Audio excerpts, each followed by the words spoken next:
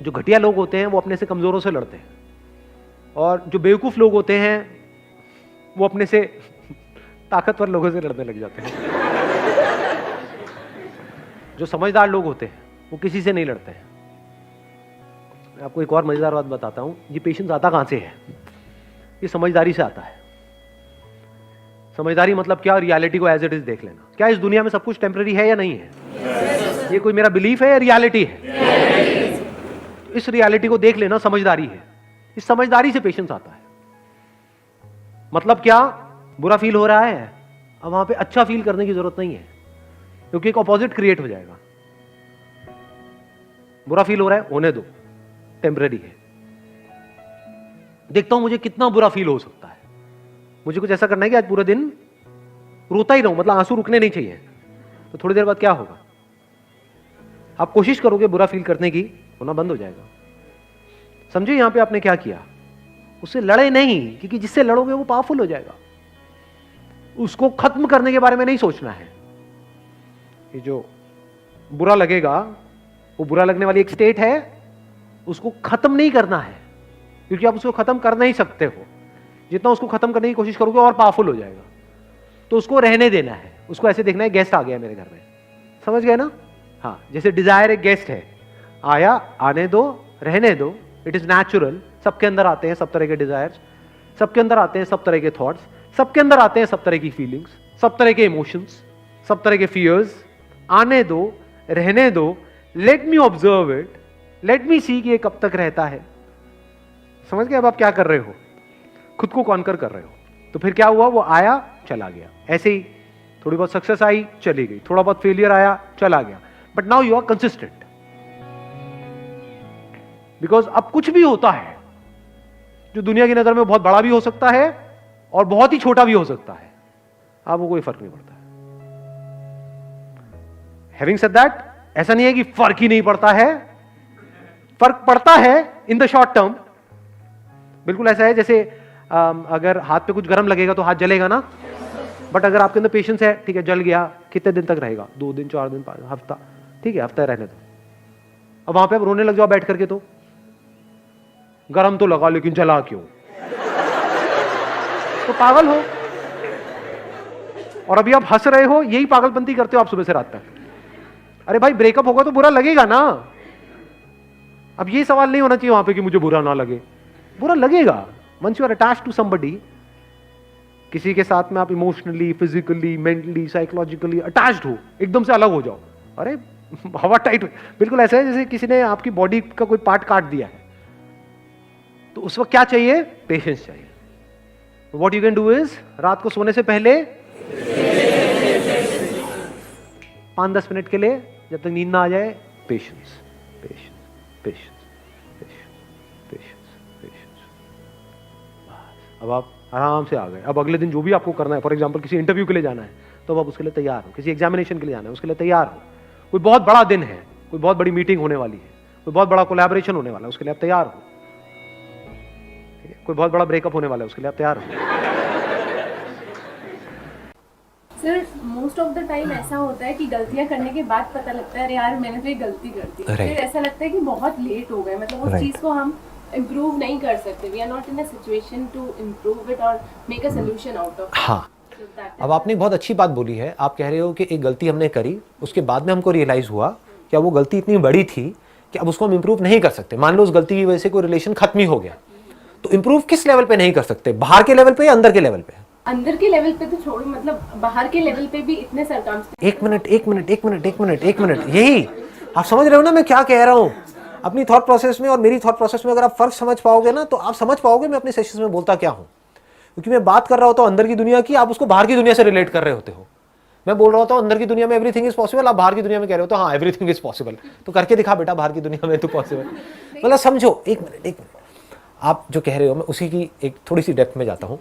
आप ये कह रहे हो कि हमने किसी के साथ में कोई प्रॉब्लम क्रिएट हुई, मान लो कोई गलती हुई, जिसकी वजह से हमारा सामने वाले पर्सन से एक एक्सट्रीम केस पकड़ लेता हूँ ना, रिलेशन ही खत्म हो गया। मान लो इससे बड़ी चीज़ क्या होगी कि जीते जी आपको अपने पेरेंट्स से या अपने हस्बैंड से या किसी पर्सन से इतनी बड़ी गलती हो गई कि वो रिलेशन ही खत्म हो गया। और वो ठीक हो ही नहीं सकता, सामने वाला इतना ज्यादा बुरा मान गया, इससे बड़ा तो कुछ नहीं हो सकता ना।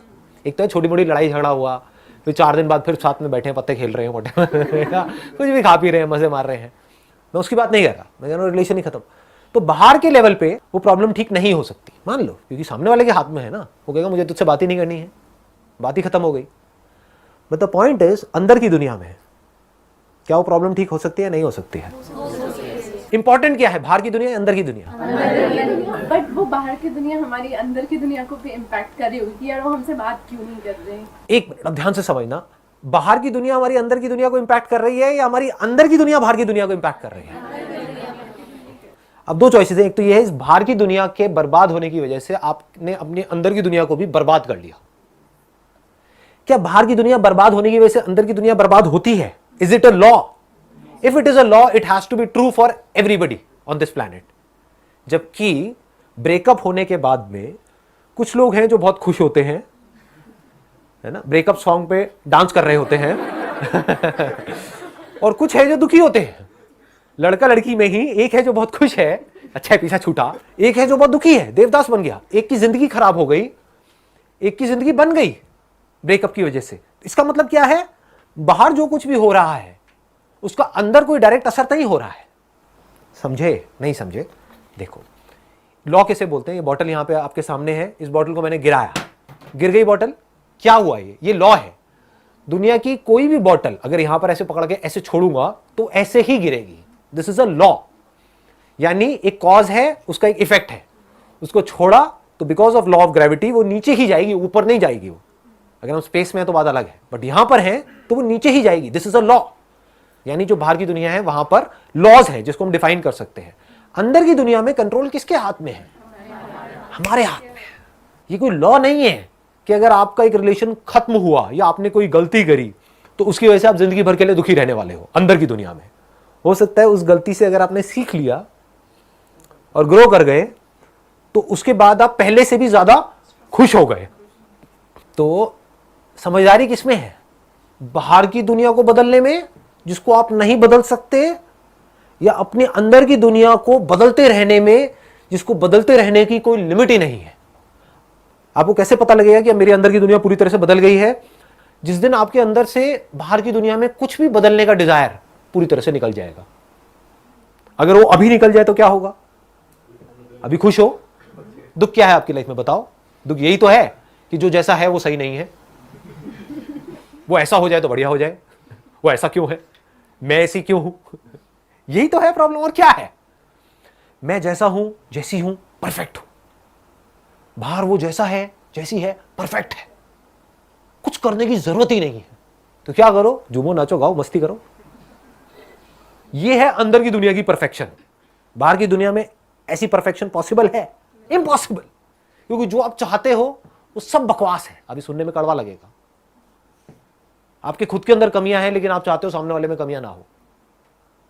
तो जैसे जैसे हम अपने अंदर की दुनिया पे काम करते हैं तो क्या होता है, पहले हमको नजर आता है कि हाँ हमारे अंदर भी कितना कुछ बेकार है और कितना कुछ बढ़िया है। अभी वो आपको पता ही नहीं है। आपको सामने वालों को तो सब कुछ पता है, अपना खुद का नहीं पता है। खुद गलती करते हो तो उसको डिफेंड करते हो, आप चाहते हो सामने वाला बंदा उसको भूल जाए। सामने वाला करता है तो उसको याद दिलाते हो जिंदगी भर के लिए। करते हो ये सब चीजें? नहीं करते हो। फिर कैसे एक्सपेक्ट करते हो कि आपकी रिलेशनशिप अच्छी हो जाएंगी? रिलेशनशिप अच्छी होने की शुरुआत कहां से होती है?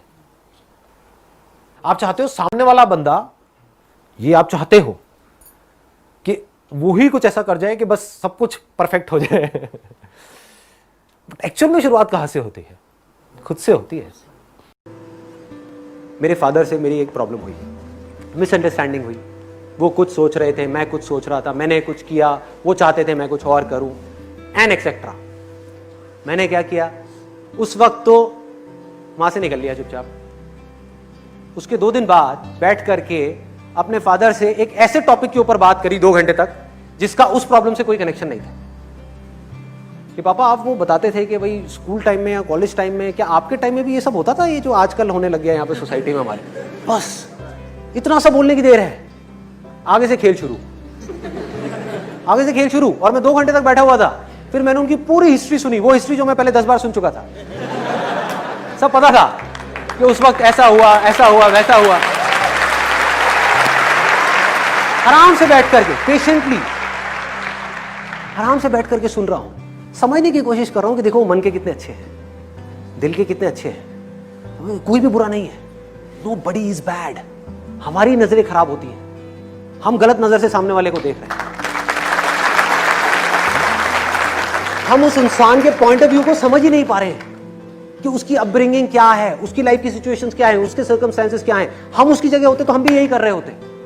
तो मैंने क्या किया, बैठ करके आराम से 2 घंटे तक सारा समझा, और करते करते करते करते करते करते करते करते फिर जब पूरे तरीके से वो खाली हो गए, अंदर से कुछ था ही नहीं उनके पास बोलने के लिए, बस उसके बाद में खेल खत्म, प्रॉब्लम सॉल्व।